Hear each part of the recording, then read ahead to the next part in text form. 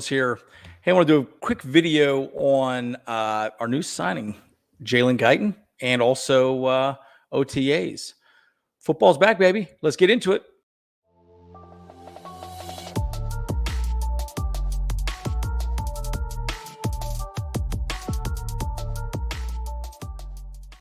Okay. Of course, football's not back, but the players are coming back to the facilities. Obviously, we know JC Jackson's there. We know a lot of these other players are there kind of rehabbing themselves ready for the upcoming season. So pretty interesting situation. One of the signings that I did predict we are going to be getting is Jalen Guyton. So let's go into a little bit about Jalen Guyton and kind of the situation with him, where he sits, where he stands. And what I think is really going to happen with him. Again, there's not a lot of information. I've read all the articles about Jalen Guyton. Like bottom line, he's back, and some of the stats that we've had with him are really interesting. Again, he's an undrafted free agent. He's done a great job here for the Chargers. I really don't think a lot of other teams really gave him a lot of, I don't want to say opportunities. I'm sure he probably, saw what was out there and it wasn't a whole lot for him. Again, he got injured last season. We know it could happen there, but it's good to see him back, right? Because again, is he our long-term threat? Probably not, but he's someone that can also add to that vertical pass game. Again, if you remember, I believe it was 2 years ago when we played the Giants, that was that 65-yard bomb that Herbie threw. It went to Jalen Guyton. The guy's got speed, right? So it'll be interesting to see how he's going to do, moving forward. So let's look at some of his numbers. Then I'll go into Brandon Staley's comments on OTAs. Again, OTAs are not mandatory, so the people that are there are they're trying to rehab and get themselves ready.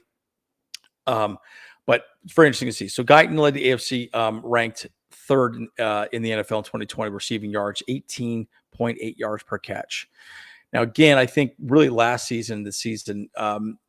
last season was horrible, but the season before, I think Allen Williams had really good years. And so this where Guyton kind of got a few less receptions. Now, I do think moving forward, Guyton fits very well within Moore's system. So I think the re-signing this is going to be a sleeper, guys. A lot of people are going to say, well, he's not that important. He's good, great, whatever. Look, you want talent on the field. We lost DeAndre Carter. Guyton is a good guy that we can have do a lot of things that DeAndre Carter did, and arguably maybe even better, right? So again, in 2020, he totaled 50 receptions plus yards. 2021 tied for third most of any player 2-year stretch, 38 career games, including 11 starts. Guyton recorded 61 catches for a little over 1,000 yards and 6 touchdowns, a native of Allen, Texas. Anyways, great guy. And, I'm really glad that he's back on the team. I really do believe that, again, with Kellen Moore's offense, I do think he's going to be really utilized probably more correctly. And I know that sounds a little weird to say, right? Okay, well, was he utilized incorrectly? Yeah, I would argue that he was utilized incorrectly with Joe Lombardi's offense last season, right? Again, we didn't do a lot of vertical threats when Guyton went down. The view was, okay, fine, let's just move the chains. And it was never about really getting vertical, right? Guyton can get vertical. Now, it'll be interesting to see what happens moving forward because, again, we're running a lot of 12 personnel and a lot of tight ends that at least Moore likes to do, or at least he did with Dallas. Who knows if he can really do that with the Chargers? It'll be interesting to see how he's going to utilize that, right? Because the thing that's nice about the 12 personnel, and I'll bring this up once before on our live stream, is that when you're running 12 personnel, you have 2 tight ends on the field at any given moment. Well, you only really need 1 wide receiver. Okay, that's it. And so then at that point is, okay, well, who's that wide receiver going to be? Do you want a vertical threat like a Jalen Guyton, or do you want someone like a Keenan Allen or Mike Williams, right? So, or a Josh Palmer. And the nice thing about it is it give those players an opportunity to rest, so they don't have to continue being out there as well too. So very interesting to see how that mixture of that personnel will come out as well. So let's get into the heart of the discussion. Again, I am very glad that Guyton's back. I knew he would be back. I didn't feel like there was I was not worried in any way, shape, or form that he was not coming back. But my thought is, I think they wanted to get some money together. It's interesting also that they didn't talk about money. So I'm really curious what he's actually going to be getting paid. I'll probably look at Sport Track and kind of see the numbers a little bit later on today. But that was really interesting. And again, Eric Smith, my boy, I think he does a really good job of doing these 5 takeaways. I love these articles because it just gives you kind of the highlights of the video. So again, we had Morgan Fox and we have Eric Kendricks speaking yesterday, and also Brandon Staley. So we're only talking about Brandon Staley here specifically. But The links are in the description below, but all three of them did speak. Fox and Kendricks didn't really speak a whole lot. Introductions, hey, I'm here, I'm excited, blah, blah, blah, kind of the usual. Fox talking about his contract being signed. Kendricks was just, hey, I'm happy to be here. I'm happy to be back here in LA. And I still think it's hilarious, guys. He's going to be wearing the number 6 next to K9. So 69, dudes. Bill and Ted's Excellent Adventure. Y'all know that. Come on now. Come on now. Anyways, so the Bolts are back in the building. I think this is awesome. I think it's great. OTAs are always interesting to me because, look, these are guys getting their bodies back in shape. They had some time off. They spent time with family. They traveled. I know, you guys know that I interviewed Josh Palmer. Josh Palmer went on a lot of vacations. He traveled a lot. He went to Europe. He went all over the place. And so a lot of these guys are coming back. Okay, cool. I had a great time. Let's get back to work. So I'm going to read through this. There's a few parts that I do think are pretty relevant, but again, obviously our playoff game, that was 93 days away. I think it's interesting that that's so specific, 93 days away, right? It's very clearly this team feels like there's a lot of unfinished business to do, right? And the argument always is that we have a lot of talent on this team, but we can never seem to get it together. Again, energy is getting great. People are starting to do things. And again, it's a brand new season.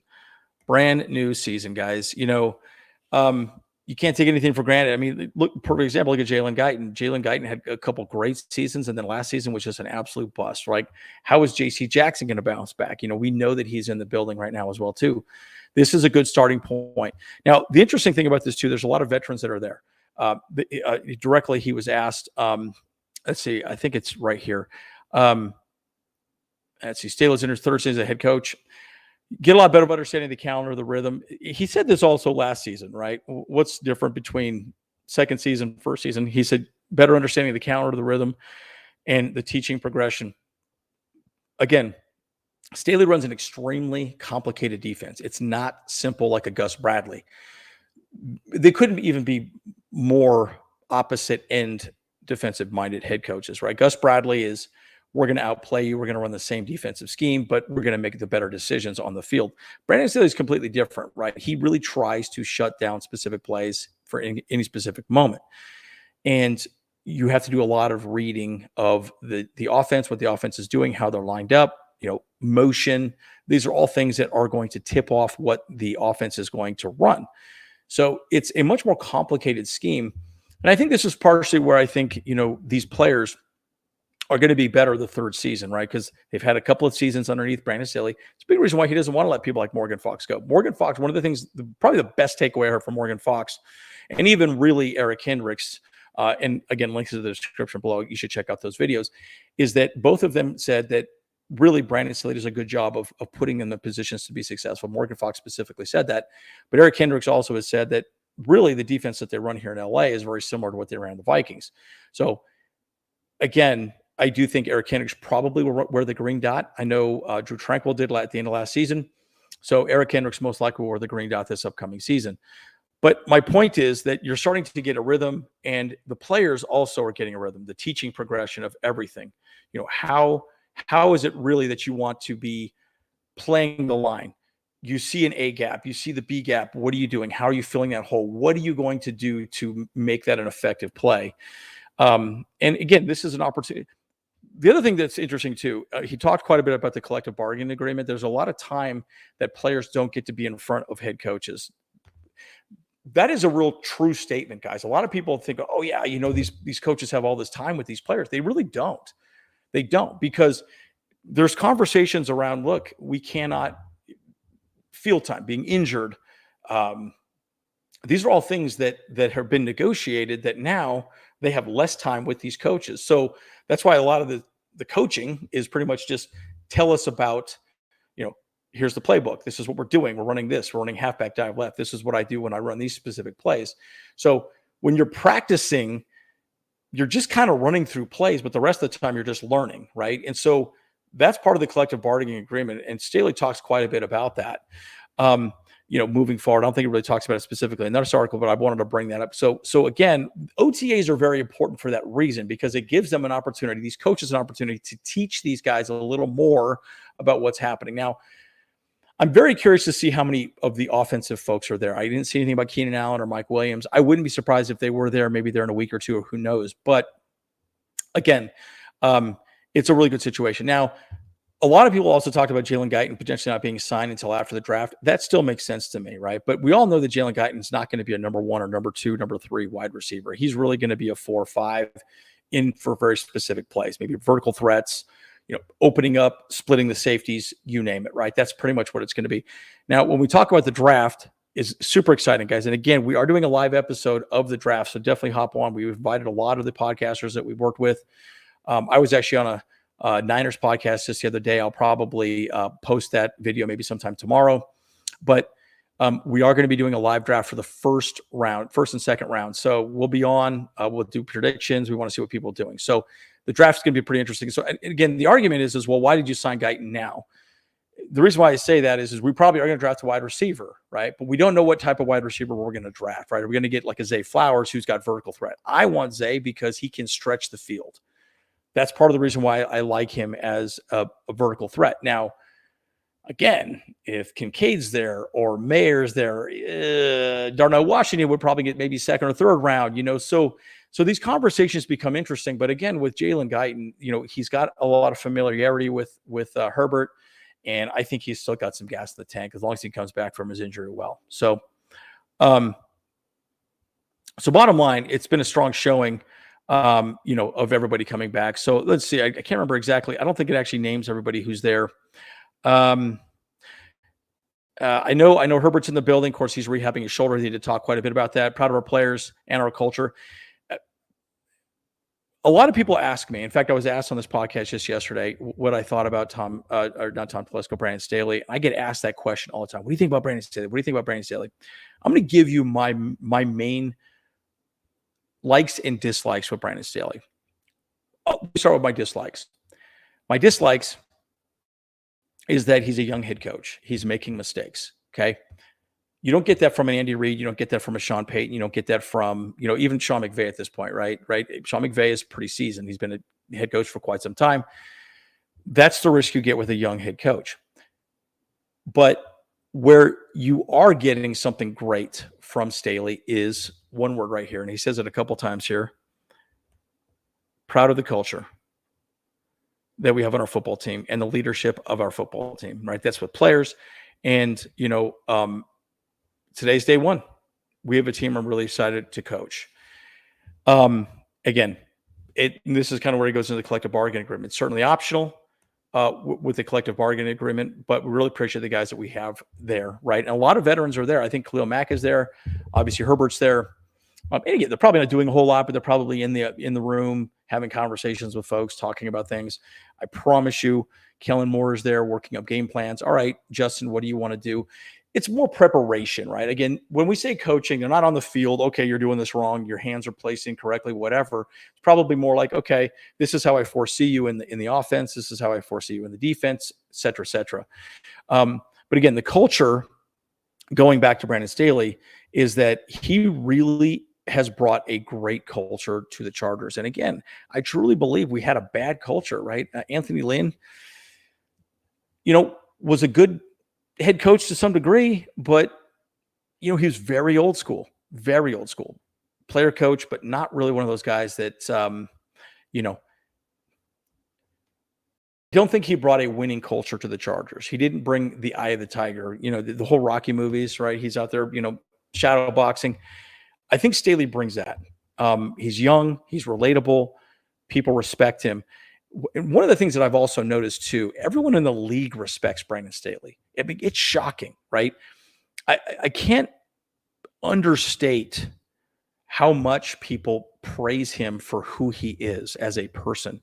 That has value, and that resonates through the entire league. Now, you make tough decisions, right? He specifically talked about that, especially when he talked about Eric Kendricks. He said, you got to make tough decisions. Not bringing back Drew Tranquill. But in my prior videos, we all know that he really thinks more highly of Eric Kendricks. Eric Kendricks has been a fantastic linebacker for a much longer time than Drew Tranquill. So, at any rate, the draft. He didn't go too deep into the draft. Staley is a bit of a nerd. He talked quite a bit about how he and his family his entire life were always looking at the draft. Yeah, here we go. I love the draft since I was a little kid watching the draft. The entire Staley family would sit there and watch the draft. That's pretty amazing. His entire life. I mean, this guy's been groomed to be this in head coach his entire life. And again, I love what he says. There's no bigger investment in the club and bringing it to a football team as possible, right? And again, we have a good, scouting staff. Telesco. He also did make a comment that the process when they finally pick a player, it's a collective agreed player that they are selecting. So they're not just Brandon Staley's not going to say, okay, I'm going to get one. Telesco says, okay, I'm going to get one. And the defensive coordinator says, I'm going to get one. And yada, yada. It is a collective agreed decision to pick a specific player. And again, we take a lot of pride to have detail in this process. Joining our team is scouting department, general manager, Telesco, player personnel, JoJo Wooden, all the above. It's a tremendous process. So to me, I kind of look at it like, okay, we sit back and ask ourselves these questions. What are they really looking at? Again, Brandon Staley specifically talks quite a bit about smarts, right? Understanding where they need to be successful on any given play on the defense or the offensive side of the ball. And those are things that he really evaluates. Again, the combine is great. Cone drills, whatever you want to do, jumping, hitting those little sticks. Oh, you jump super high. Cool. You got fast speed, yada, yada. But he also looks at smarts. And so those are the things I think they're really evaluating and really moving people up and down the board. He did talk one thing about, and I don't think he talks about it in this article, something I remembered. So we're essentially going to be probably pick 17 because there's going to be 4 quarterbacks taken above us, right? We're not taking a quarterback. You all know that. I do think we're going to get a quarterback. Would probably be 7th round. It might be the dude from TCU, Dugan, or maybe Bennett from Georgia, right? Those guys got winning pedigrees, but they're not really considered NFL ready quarterbacks, but they'd be a good third stringer. My point in bringing this up is he did specifically talk quite a bit about evaluation of players, right? And what he was trying to get at is, okay, I want to say, okay, fine. We have 15 players that we would take on our pick at 21. If none of those 15 players are there, right? Let's say that's Gonzalez, cornerback. Let's say that's, Zay Flowers. Let's say that's Mayer. Let's say that's, Kincaid, whoever. Then they will want to talk about doing a trade back. He literally said it more of as okay, how is the draft progressing? What is happening in the draft? So if our top 15 players that we want on our team are gone, then they will definitely want to do a trade back. Fine, let's trade back. Because then they're going to start focusing on depth. It's a very different conversation than, having one guy that you want in your top 15, maybe a day one starter you believe is ready to go, but it's a very different thing.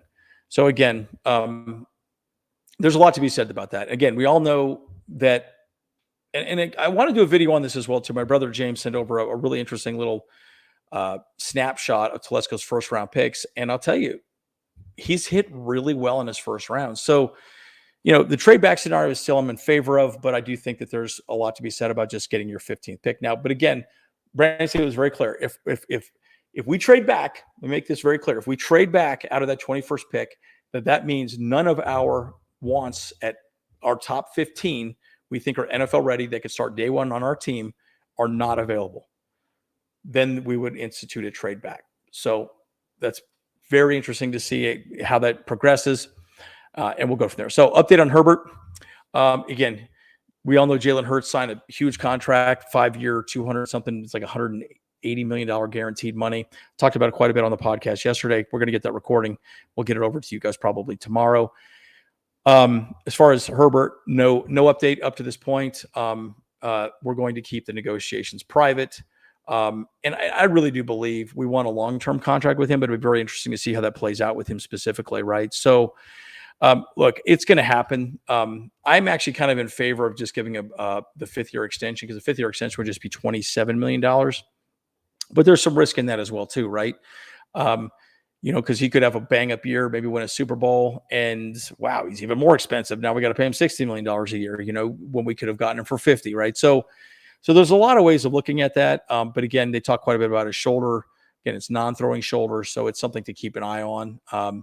But it's here we go, non-throwing shoulder off season. All right, we'll do this last part and then wrap up. Look, I think this is awesome that we re-signed Jalen Guyton. We already talked about this. This is so amazing. And we got J.C. Jackson, Tito Ogbonnia. They're all coming back and they're making progress. You know, Jackson suffered a torn patella tendon. That is just awful injury, right? That is very hard to come back from. And I still predict he'll probably be ready to go week 1. I mean, he's in there working out right now. He's looking pretty good. Obviously, you know, doing workouts and being game ready is a whole nother story, right? But again, we're seeing some progress, and Staley specifically talks about that. Tito is back in the room, and look, I think there's a big reason why we didn't sign Fehoko. Okay, Tito was looking great; he was doing great things. They wanted Morgan Fox; he was doing some great things. Brandon Staley talked about another guy. I'm just drawing a blank on his name. He had some glowing remarks with him as well too.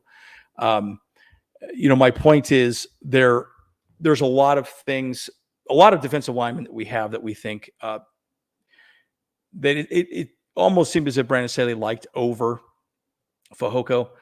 Kind of breaks my heart because I really like Fehoko, but at the end of the day, it is what it is, right? So, guys, football's back, sort of, but it'll be interesting to see how really the draft progresses. I think once you see the draft, you're going to see a lot more decisions on Austin Eckler. You'll see some more decisions on some of the other players that are still maybe available, right? I know we haven't gotten John Johnson the third. I'd love to get him. I mean, that guy's an absolute stud. If we could get him, I would just be extremely ecstatic. But who knows? We might get a safety. What if we get that guy from Alabama in the draft? Where do we get with some of these other guys? I mean, JT Woods is still out there as well, too. So I think there's a lot of things that could potentially happen moving forward with this draft. I think it's going to be a pretty quiet week, fellas, just so you know. So we're going to pretty much focus on the draft moving forward up until the draft. But again, remember, guys, we are doing a live draft party on the Bolt Bros. As always, Andrew, see you guys in the next one.